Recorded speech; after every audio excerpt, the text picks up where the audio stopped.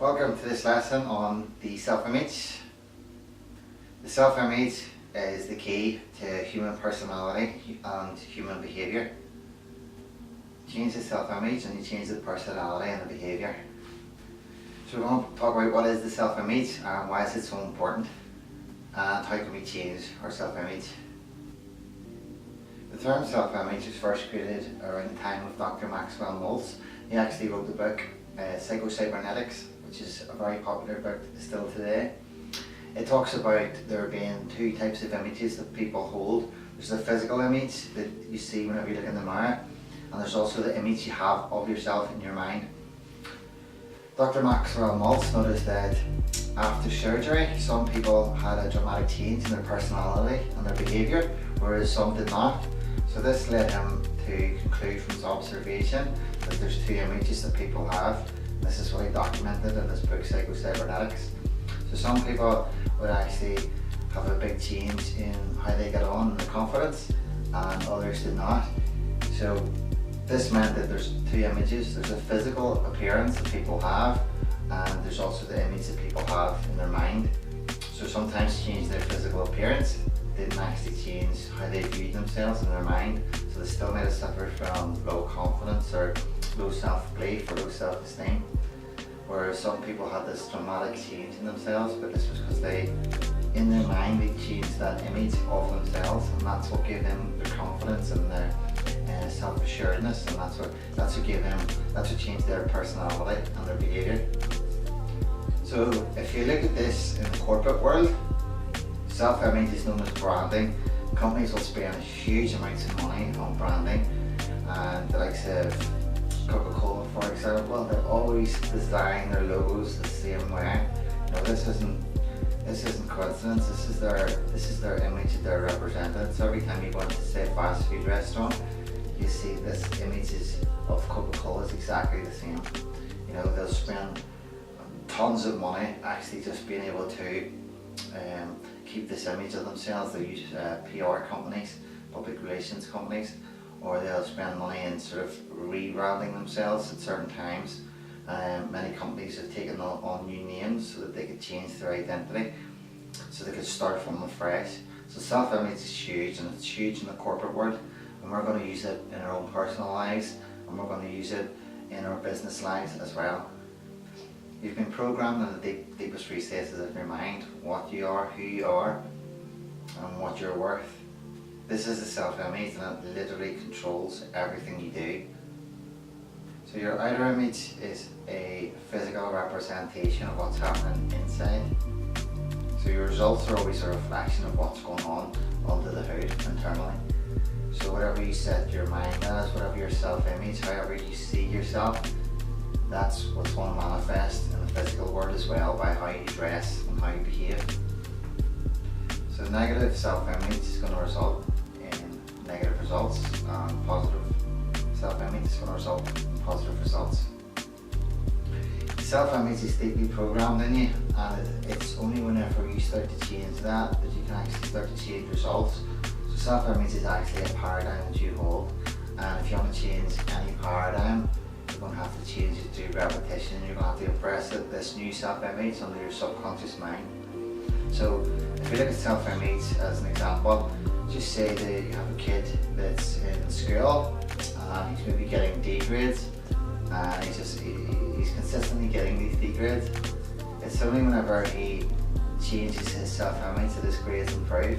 You know, his parents could give him a kick up the ass and tell him, right, you've got to start studying more.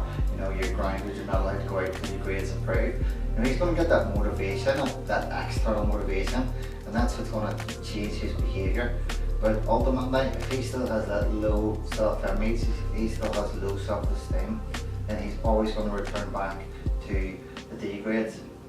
So if you have a flight that's leaving, say, from England to New York, this plane is going to have a cybernetic system which is going to keep the plane in check, and it's going to keep the plane in line. So if this plane deviates from its course, this cybernetic system is going to bring it back into alignment, and the plane is going to reach its destination.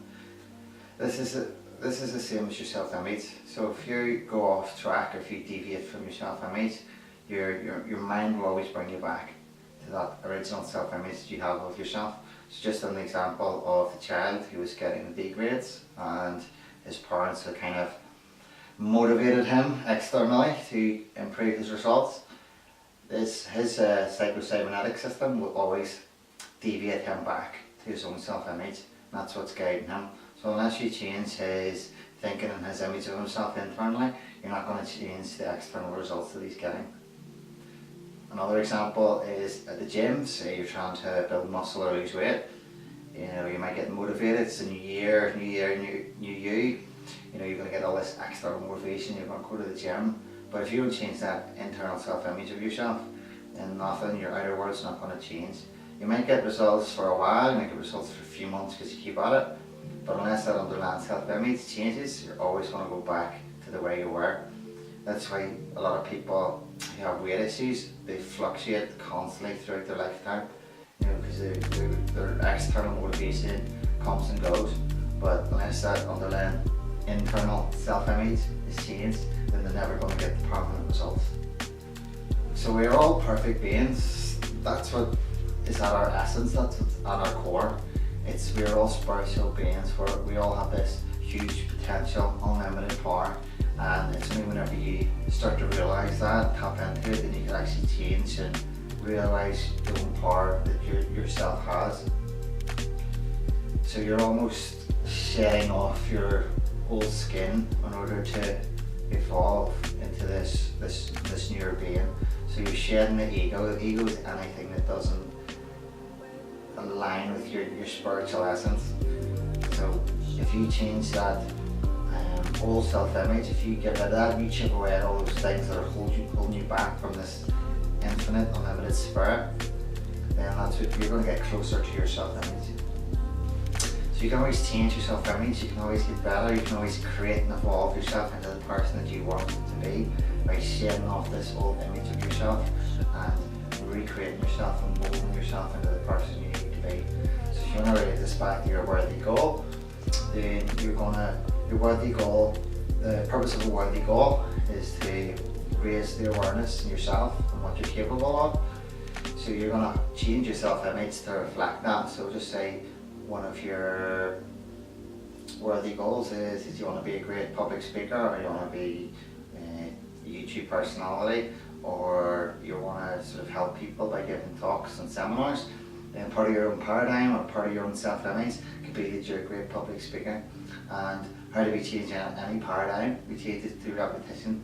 So you're going to write this self-image script out. And your self-image script can be anything from half a page to 2 pages or 3 pages long, and it's going to incorporate everything that you want to become. And slowly over time, if you sort of find yourself before you're going to meetings or seminars or any big business meeting or meeting a client, you're going to be reading over your self-image, and changing the self-image is going to just create and evolve yourself into the person that you want to be. So it's going to raise the awareness that you have. It's everything already exists there. You're a perfect spiritual being. Everything's already there. So it's only whenever you chip away at the things that don't reflect that, then that's whenever you're going to get results. It's by just shedding that old skin, chipping off everything that doesn't improve that true essence of yourself. So within your self-image script, you have your personal or your professional image of yourself. So your personal one could be your physique or your health or your appearance, and the professional one, that could be maybe just some qualities like you're confident, you're great at sales, you're great at closing the deal. It could be you're sort of, if you want to be more kind and compassionate to people and help more people, work that into your own self-image. Whatever it is that you want to be, that's the person you're going to become through your self-image. So whatever you impress on your subconscious mind through your higher thinking faculties, so your conscious decision to change your self-image through the repetition and journaling of this self-image and repeating this to yourself, you're going to impress onto the subconscious mind, because the subconscious mind has no ability to reject. It only accepts whatever you give it. So if you fill it in with this new self-image of the person that you want to be. That's what it's going to take. And over time, through this constant spaced repetition, this is who you're going to evolve into. And whenever you change your paradigms, you're going to change your results. So in this case, our paradigm is our self-image. And it's such a huge paradigm, such a huge one to actually focus on and change. You can see real dramatic and instant results in your life by actually changing your self-image and shedding away all those things that don't actually get you the results and get you to where you want to be. So at any moment, any given moment, you should be able to shed the person that you are for the person that you're going to become. So in your self-image script, you're going to talk about it in present tense, and it's going to be, again, it's those emotions that you associate. It's not just writing it out, it's actually feeling it, believing it and living it. That's what's important, because whatever you feed into the subconscious mind, that's going to dictate the vibration of the body, and it's your body that carries out the actions. It's that action reaction gets you the results.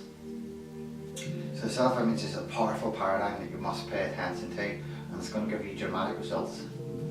So self-image is a powerful paradigm that you need to pay very close attention to, and it's one that we're going to change and evolve over time. Your outer world is a reflection of your inner world. So if you change your self-image, you're going to change your internal guiding system. It's going to get you to where you want to be, and it's going to get you the results you need.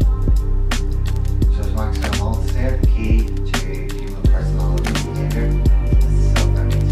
So if you change it, you're going to change your behaviour and your personality.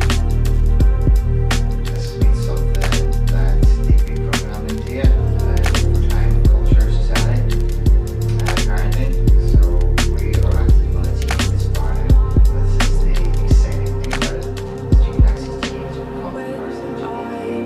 So if you see anything where you have